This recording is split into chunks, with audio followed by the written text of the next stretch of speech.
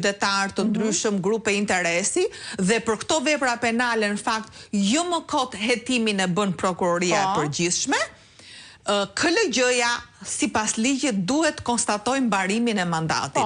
Dhe këtu pasaj fillon ai diskutimi. A janë të vlefshme apo janë të pavlefshme vendimarrjet e këtij magjistrati apo të kësaj gjyqtare me 3 mbiemra.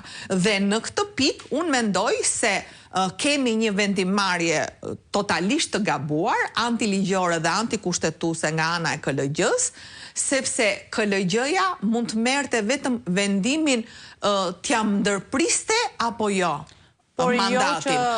Po jo të rëzonte, jo është dhe më e rëndë. Pra edhe ajo ishte një kakofoni që e nxorën në publik për të kaluar situatën.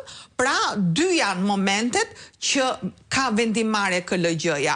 Ose vendos mbarimin, ose rrëzon ato që ka ardhur nga prokuroria e përgjithshme për një magjistrat të caktuar.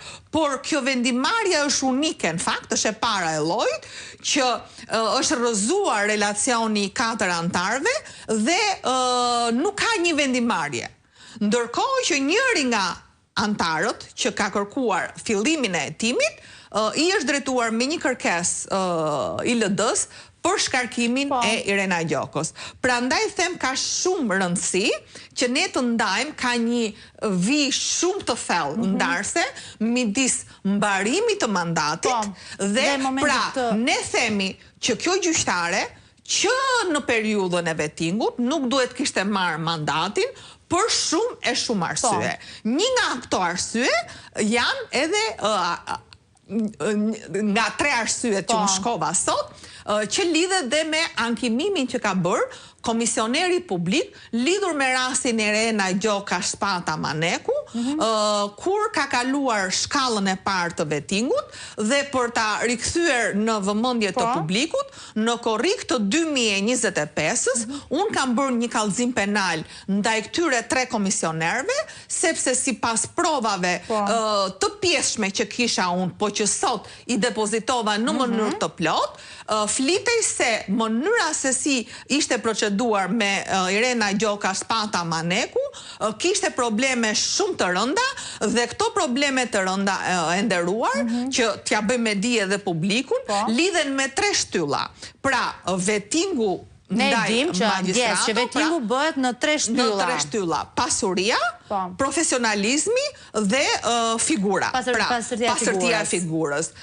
Ne edhe në vimësi, po dhe sot, konkretisht, kemi vërtetuar përpara organit të SPAK-ut që të 3 këto shtylla kryesore janë shkelur rënd dhe gjithë dosja e Irena Gjokës është e mbushur me probleme të rënda në raport me fshehjen e të ardhurave, në raport me pastërtinë e figurës dhe në raport edhe me bashkëpunimin me komisionerët e vettingut, që të kalohej vettingu dhe të shkonte edhe në atë rezultat final që komisionerja publike zëvendësuese Irena Nino, për cilën ne sot kemi depozituar kallëzimin penal shtesë, ka hequr dorë nga ankimimi pa dhënë asnjë arsye të qëndësishme thelbësore se për çfarë hiqet dorë nga ankimi, duke bërë që KPA-ja të linte në fuqi një vendim